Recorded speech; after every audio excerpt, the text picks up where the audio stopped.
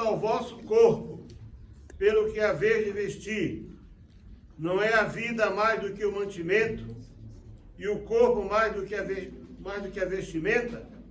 Olhai para as aves do céu, que não semeiam, nem cegam, nem ajuntam em celeiros, e vosso Pai Celestial as alimenta.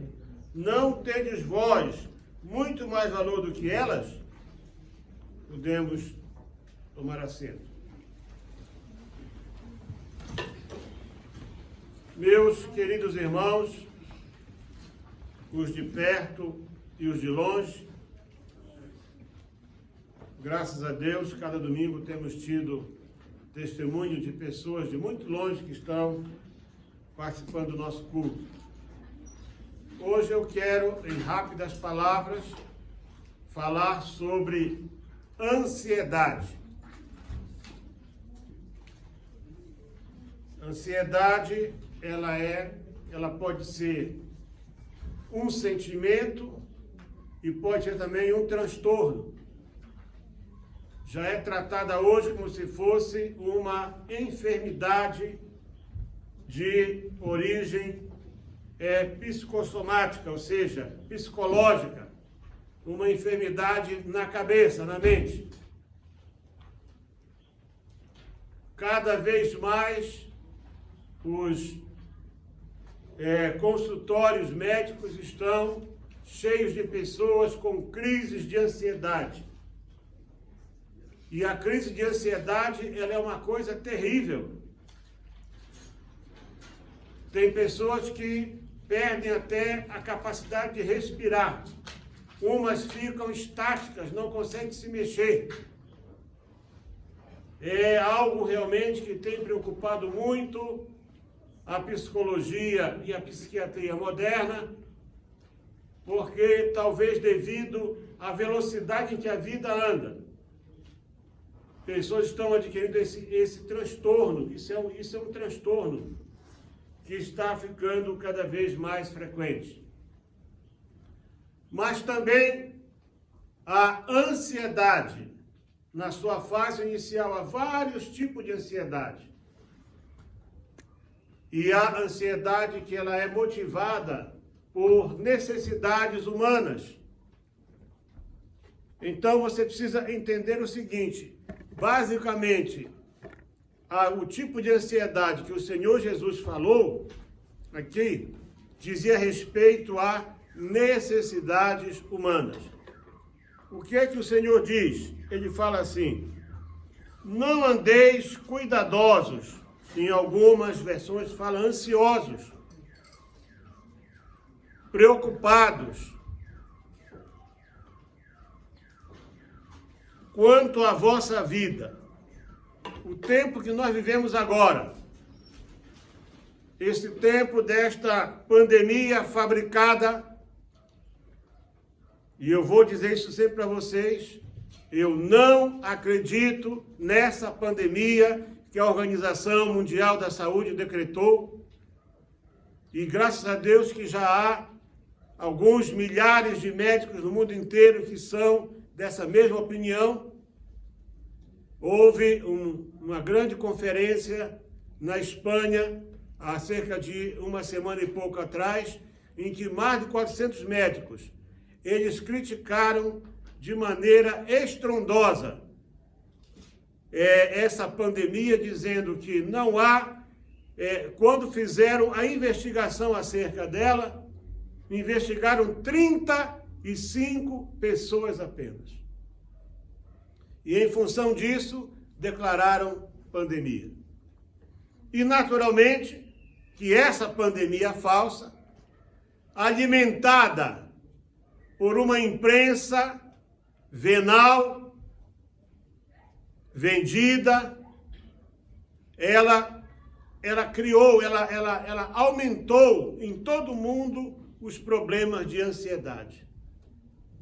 Mas o Senhor Jesus, ele falava de ansiedade por necessidades físicas, humanas. Então, quais foram os pontos que ele abordou principalmente? Comer, beber e vestir-se.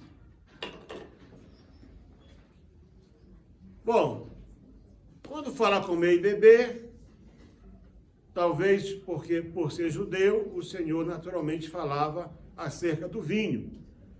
Os senhores tenham em mente, apesar de alguns puritanos extremistas, né, o vinho era a água do judeu. Era o que ele mais bebia. E o alimento é essencial para o corpo, assim como a água é essencial também. Duas coisas que são essenciais. O nosso corpo é aproximadamente 2/3 só água. Se você perder 5% dos líquidos do teu corpo, você entra num processo de desidratação que pode ser irreversível. E uma coisa interessante com a desidratação é que você não precisa sentir sede. A pessoa vai se privando de líquidos, vai, e de repente o corpo todo despenca. Eu sei porque já aconteceu comigo. Numa dessas viagens, trabalho para lá, trabalho para cá, corre, viaja e não para, descansa pouco. Eu, de repente, à tarde, eu tinha pregado no sábado, domingo, ia também ministrar numa segunda-feira, e saí, era um lugar muito longe, e eu comecei a sentir indisposto quase na hora do almoço. E não me dei conta que era falta de líquidos. Passei mal no culto, preguei com dificuldades, cheguei em casa sentindo muito mal sozinho. De manhã procurei um hospital e o médico disse para mim assim: você está desidratado. O teu problema é falta de líquido. E eu nem me dava conta disso. O Senhor abordou, portanto, duas coisas que são essenciais: água, líquido e alimento. O ser humano, quando ele está passando por privação dessa ordem, ele quase sempre é capaz de fazer qualquer coisa para conseguir comida ou então água. Mas ele falava com um povo que não acreditava em miséria. Para o judeu, miséria era castigo. Pobreza era castigo. Ele dizia assim: não andeis preocupados, não andeis ansiosos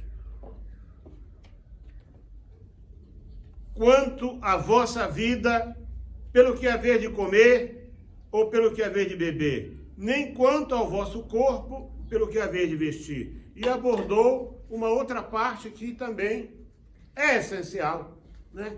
Porque, exceto meia dúzia no mundo inteiro que agora descobriu que é melhor andar nu, né? Tem até praia de nudismo, tem mais não sei o quê.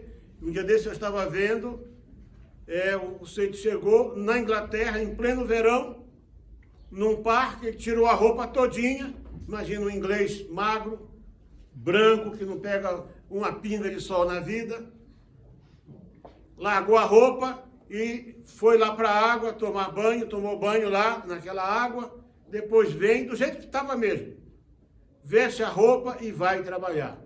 Mas a vestimenta, o vestuário, ele é essencial. Não tanto para a pessoa ficar bonito, mas porque para proteger o seu corpo. Proteger o nosso, né? Vocês agora estão usando máscara, né? Isso é outra invenção para poder ganhar dinheiro. Isso aí não protege absolutamente nada. Mas nós temos que respeitar, né? Como eu estou aqui mais de 1 metro de distância, eu não preciso usar máscara daqui. Então eu estou dentro da lei. Mas a máscara, ela hoje se tornou no mundo inteiro uma obrigação legal. Há multas pesadas para quem não usa máscara. Quando a ciência inteira sabe que essa máscara não protege ninguém de nada. Para vocês terem ideia, um espirro, ele viaja a 900 km por hora. É a velocidade do ar que sai quando você espirra. 900 quilômetros. É a velocidade de um jato. Agora me diga uma coisa, 1,5 metro vai fazer diferença para isso? Hã?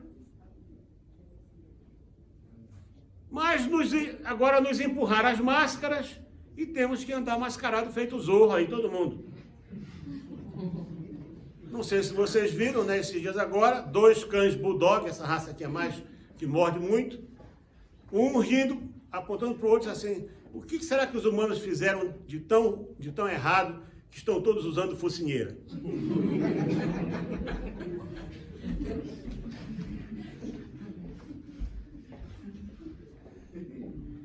Mas como no tempo de Jesus não era preciso usar máscara, então ele falou o quê? Ele falou de alimento e falou de vestuário, que são 2 coisas que realmente nós damos muito valor e precisam ser valorizadas.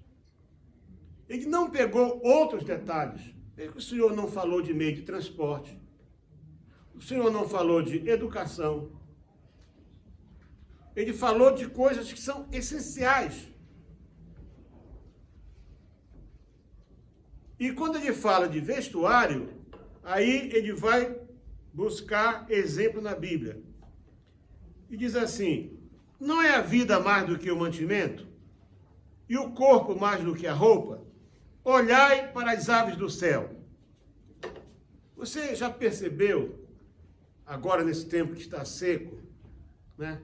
Se você olhar os parques aqui da cidade, vai ver, agora, a partir dessa hora, os pássaros estão lá, eles estão lá na relva. Sabe por quê? Porque é a altura em que a semente está saindo. E eles estão ali comendo. Então, aquilo que para muitos, a minha relva está seca, o meu jardim, entenda uma coisa, a natureza, ela é equilibrada. Amém. E Jesus diz aqui o quê? Olha só, olhai para as aves do céu, que não semeiam, não colhem, nem ajuntam em celeiros. No entanto, o vosso Pai Celestial as alimenta. E ele faz uma pergunta. Será que vocês não têm mais valor para Deus do que um pássaro?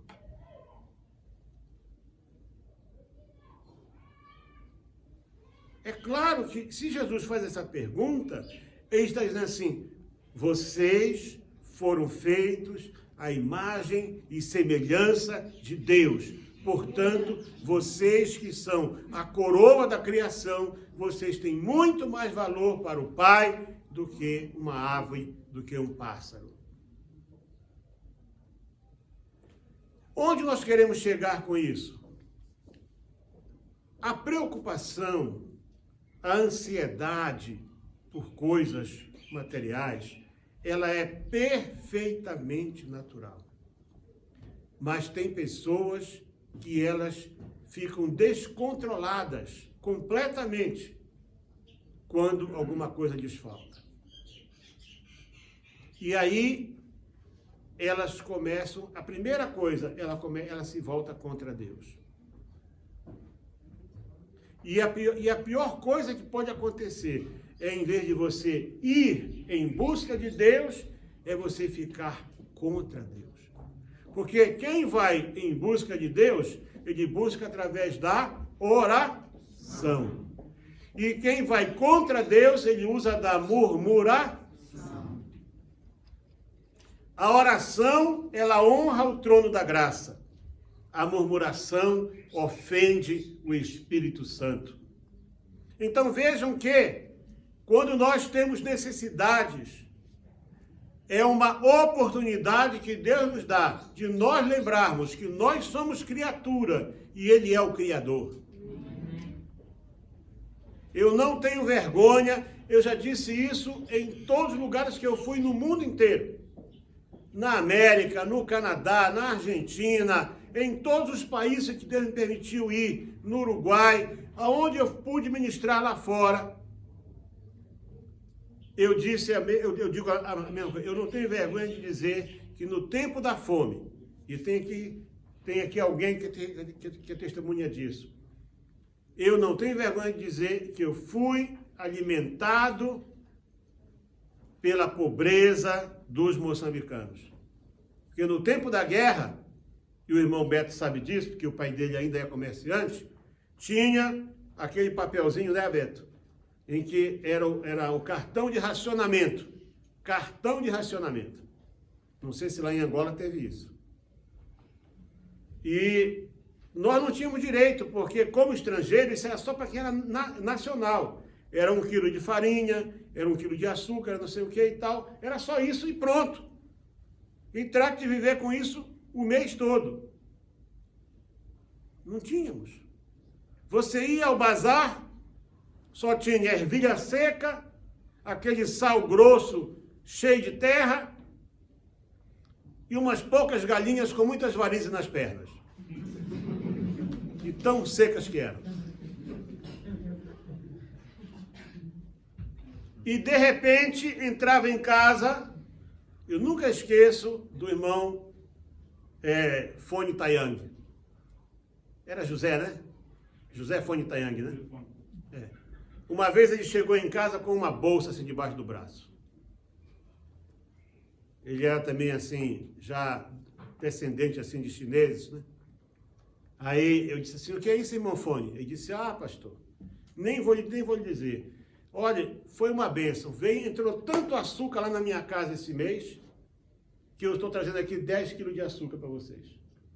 Amém. Irmãos, ele só podia direito a 1 quilo. Isso quer dizer que, no mínimo 10 famílias abriram mão do seu açúcar para não faltar para nós.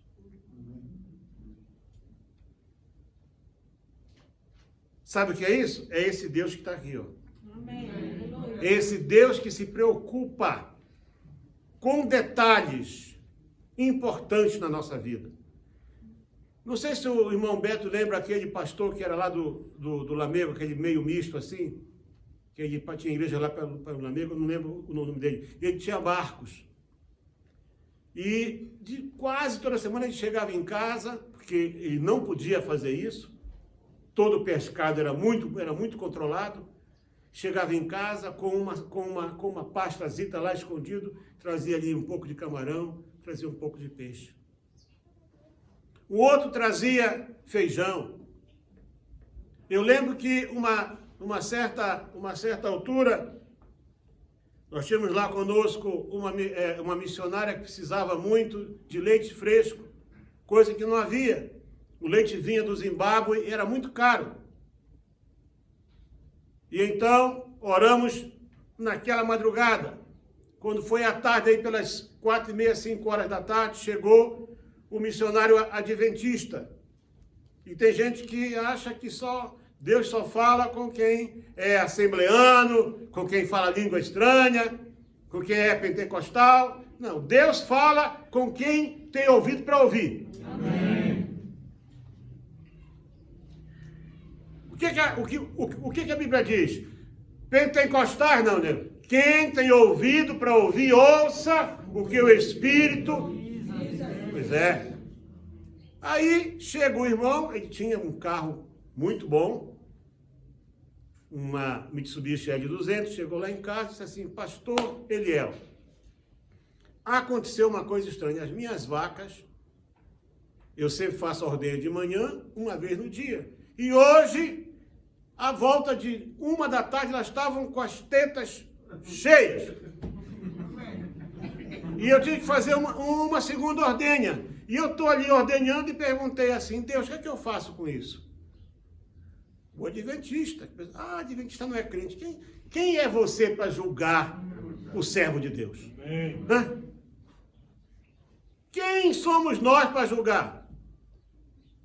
Pois olha, irmãos, eu sou adventista, sou presbiteriano, sou batista, sou assembleano, sou metodista, porque o Deus é o mesmo Deus. Ele ali sentado naquela banqueta, sozinho, era um maranhense, acostumado no campo, ordenhando as vacas, e perguntou, Senhor, o que eu faço com esse leite? Ouviu a voz de Deus, vai lá na casa do Eliel. Eu nunca tinha encontrado com ele, nem sabia que ele sabia a minha casa. Porque esse leite é resposta de oração. Lá chegou ele com 2 bidões de 10 litros de leite. Está aqui, irmão. Deus mandou. Eu agradeci, orei, fiquei muito feliz e entrei em casa disse, olha, já tem leite. Ele ia saindo e Deus disse para mim assim, volta, pergunta o que é que ele precisa. E eu voltei, ei, irmão Raimundo, espera aí. Do que é que você precisa? Ele disse, pastor, eu sou maranhense. Maranhense não come sem arroz. E o meu arroz acabou.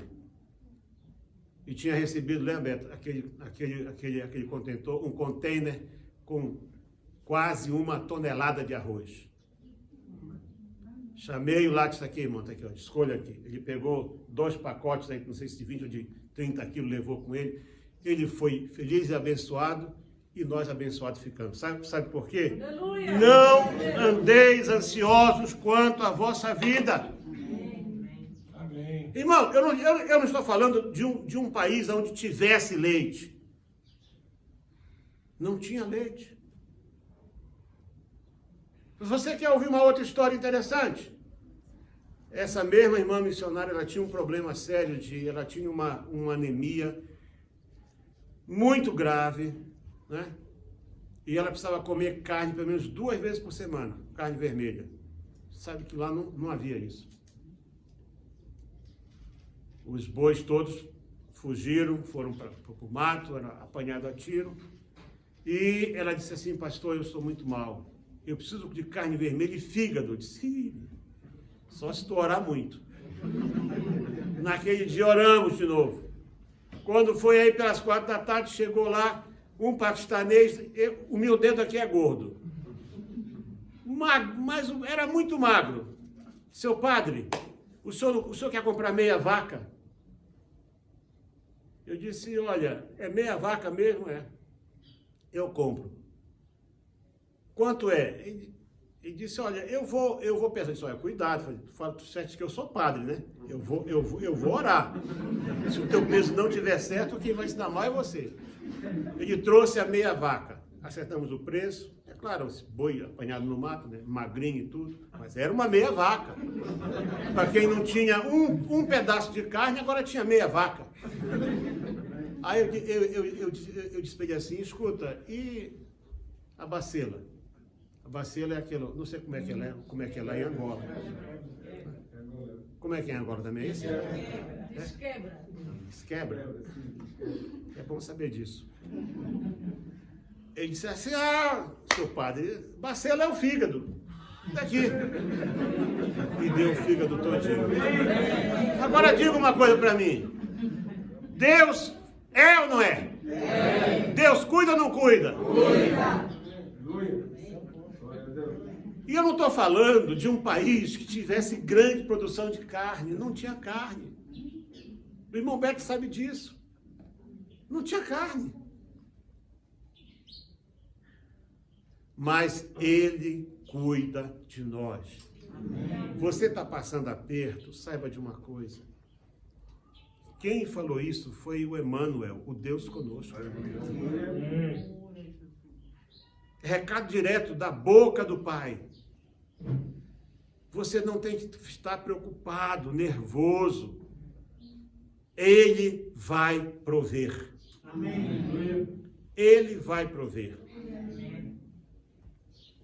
O apóstolo Paulo, escrevendo à igreja em Filipos, no capítulo 4 e no verso 6, ele diz assim: não estejais inquietos por coisa alguma, antes as vossas petições sejam em tudo conhecidas diante de Deus, pela oração e súplicas com reclamação. Não? Ô, irmã Felizarda, é assim que está aí na sua Bíblia? Como é que está aí na sua Bíblia? Com ações de graça. Sabe o que isso quer dizer? Quando você ora, você suplica, que são os dois, tem 5 níveis, né, de oração, aqui Paulo só fala de 2. Súplica, diz assim, e já começa a agradecer. Aleluia. Na hora em que você experimentar esse tipo de oração, em que você clama, você suplica e você agradece, saiba de uma coisa, você está mexendo direto com o trono da graça. Amém. Não tem como esta oração não ser atendida.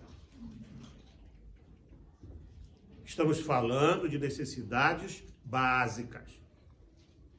Ah, meu filho perdeu a perna, mano. Isso já é maravilha. Acontece, mas não está inserido aqui. Nós estamos falando de necessidades básicas. Olha aqui, olha. Não estejais inquietos por coisa alguma. Coisa alguma são necessidades essenciais da vida. Preocupações.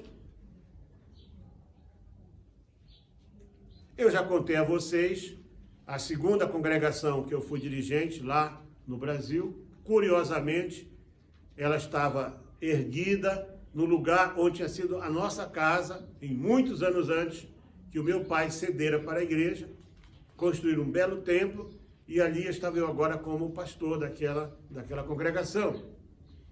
E uma sexta-feira, falando de um assunto semelhante, eu disse assim, olha, seja qual for a sua necessidade, vem aqui à frente e vamos clamar juntos em uma semana.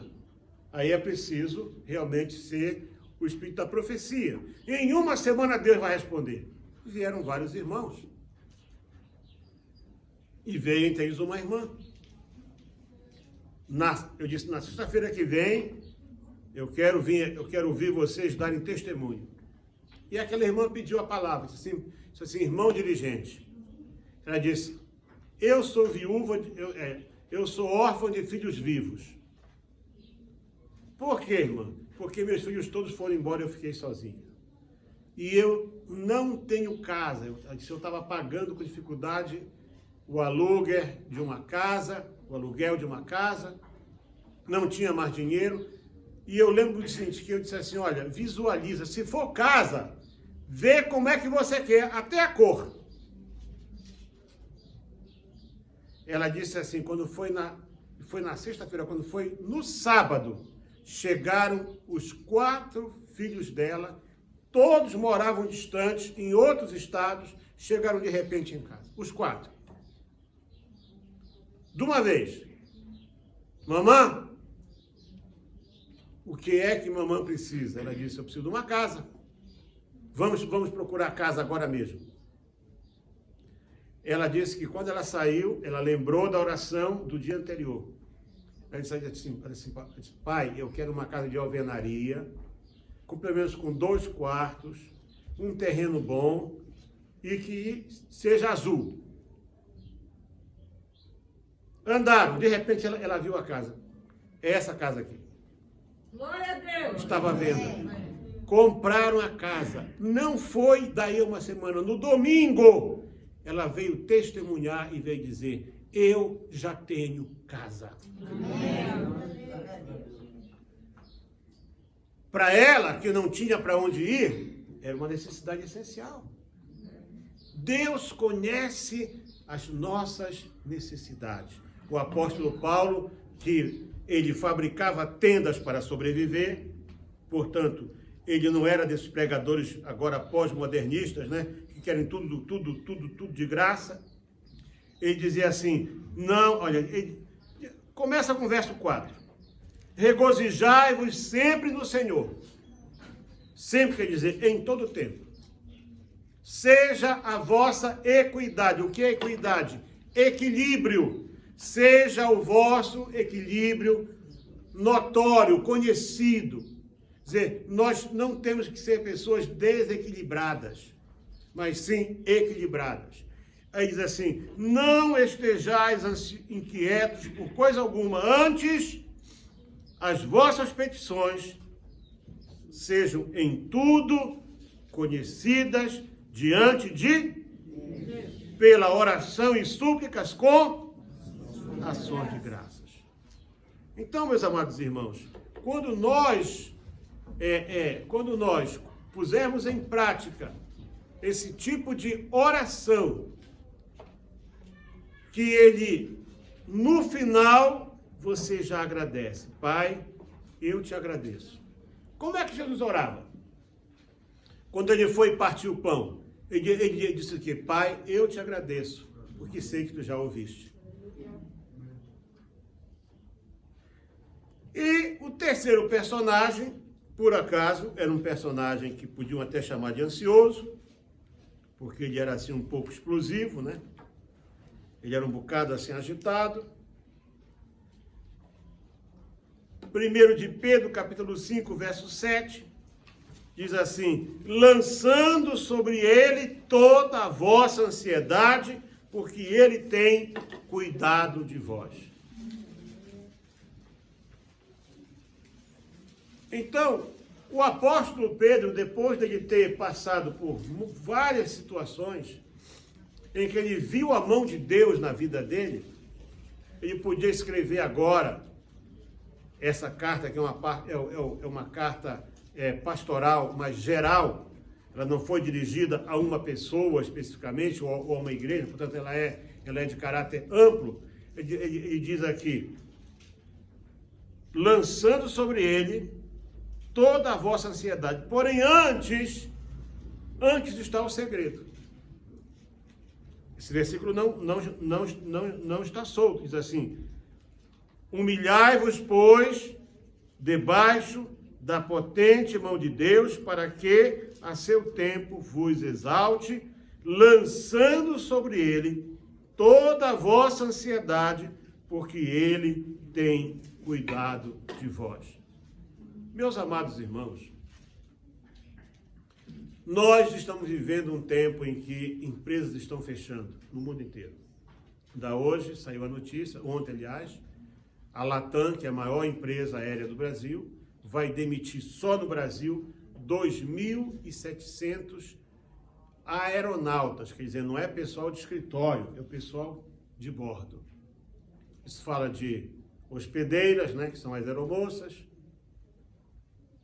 algumas são aerovelhas, né? Mas continuam trabalhando, né? Isso eu aprendi aqui, com um membro aqui da igreja angolano, por sinal. E vi que os angolanos têm muito bom humor. Comissário de bordo, quem sabe pilotos, 2.700. Vocês viram que o produto interno bruto da América encolheu somente em abril, maio e junho, quase 33%. Isso, irmãos, isso é um número gigantesco. Quer dizer, a riqueza americana, porque o produto interno bruto é a soma de toda a riqueza. É o PIB, o famoso PIB. 33%. Nós estamos falando de alguns trilhões de dólares. E naturalmente que já estavam já desses com mais de 20 milhões de novos desempregados. Isso está no mundo inteiro assim. Então, se há um tempo em que nós podemos estar mais inclinados a ficar preocupados, a ficar ansiosos, é esse tempo da agora. Por isso, a palavra que o Senhor me pôs no coração para falar para vocês hoje é que as necessidades sempre existiram e vão continuar a existir. Mas há uma diferença: nós não estamos sozinhos. A Bíblia diz que o nosso Pai sabe daquilo que precisamos antes que a nossa boca se abra e as palavras se formem dentro de nós.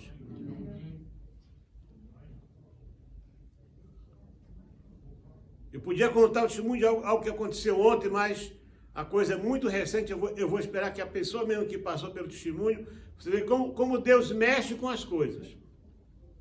Como Deus mexe com as situações. Aquilo que parece um problema para você, na verdade, é apenas uma oportunidade que Deus criou para abençoar alguém.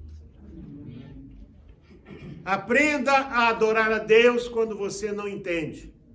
Quando a coisa parece que é totalmente incompreensível.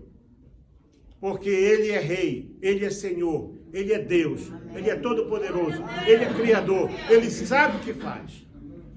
Ele sabe o que faz.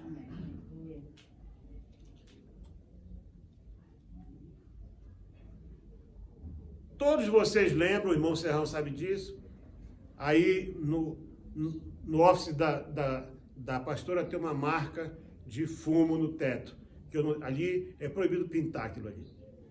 2009, sexta-feira, eu tinha ficado aqui até 4h30 da tarde acompanhando as obras aqui. Fui em casa tomar banho e voltar para o culto, que eu ia ministrar. Corri em casa, quando eu cheguei, que eu entrei na sala, senti um cheiro de queimado. Cheirava fumo. Ainda era a minha sala nesse tempo. Cheirava fumo. Eu olhei para a mesa e havia esses papéis aqui na mesa, estava tudo queimado, chamuscado. Olhei, a mesa queimada. Quando eu olho para cima, aquele buraco no teto. Telefonei para o irmão Serrão. O irmão Serrão corre aqui que teve um curto-circuito aqui. Ele chegou. Rasgamos ali o teto. Ele olhou e disse, pastor, não tem fios aqui. Não há fios aqui. Não tem nenhum fio aqui. Chamamos o irmão Lameiras, que foi o eletricista. E aí o irmão disse, não, pastor, todos os fios correm ali no canto. Aqui não há fios. Ele estava em cima da escada olhando para aquilo. Eu sentei na cadeira e o Espírito Santo disse para mim assim, eu já não te disse que eu sou o guarda dessa casa? Amém. E eu olhando para aquilo e Deus falando comigo. Sabes o que é isso? Esta obra que tu estás fazendo aqui, ela não é autorizada. Tu não fizeste projeto e nem licença. Satanás, ele próprio, veio para meter fogo aqui, para arder isso tudinho, porque o seguro não ia cobrir. Essa marca que tu vês no teto, quando ele levou a espada dele para meter fogo, o meu anjo tocou. Esse fogo é a marca das duas espadas. Tá aí para quem quiser. Quem nunca viu, peça para ver lá a marca.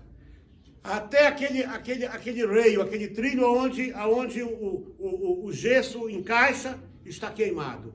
Como se tivesse entrado um fogo ali de alta potência. O Espírito Santo disse para mim assim, foi a espada do meu anjo que tocou ali. Quando tocou ali, formou-se o fogo. Deixei para tu saberes que eu sou o guarda desta casa. Aquilo que não está no teu controle, está no controle de Deus. Precisamos confiar um pouco mais no nosso Deus.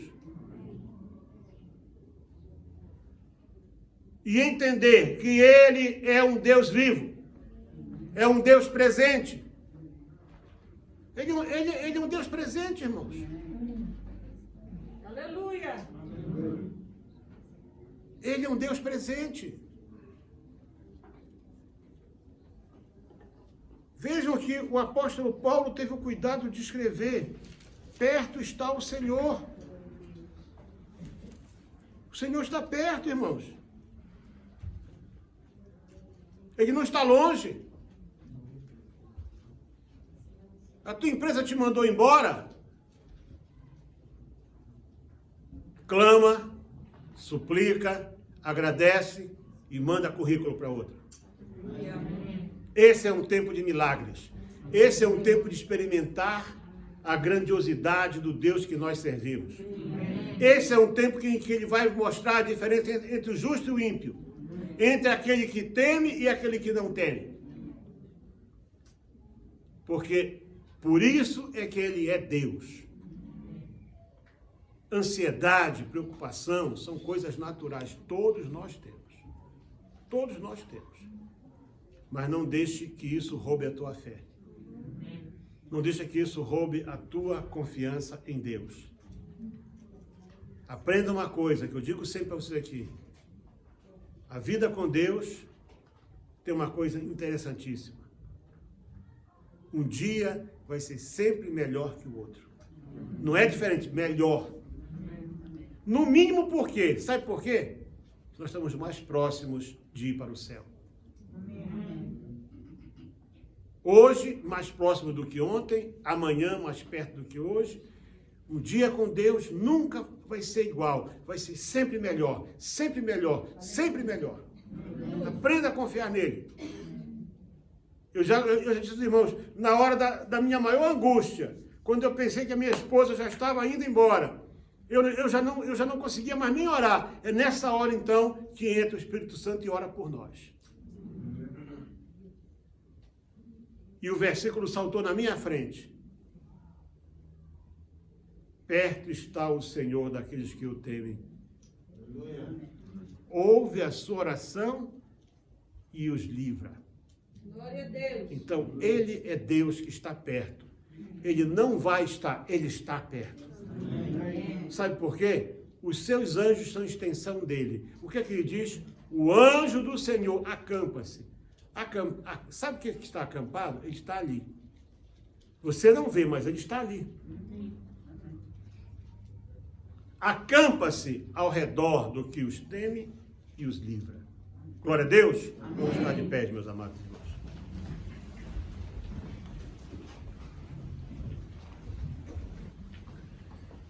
Hoje ainda, depois da Santa Ceia, nós vamos ter pela primeira vez aqui o decreto das 21 bênçãos. Nós vamos ler Deuteronômio capítulo 28, vamos ler alguns versículos, depois nós vamos, junto com isso aí, nós vamos decretar a bênção. Naquela altura, vai ter aqui um lugar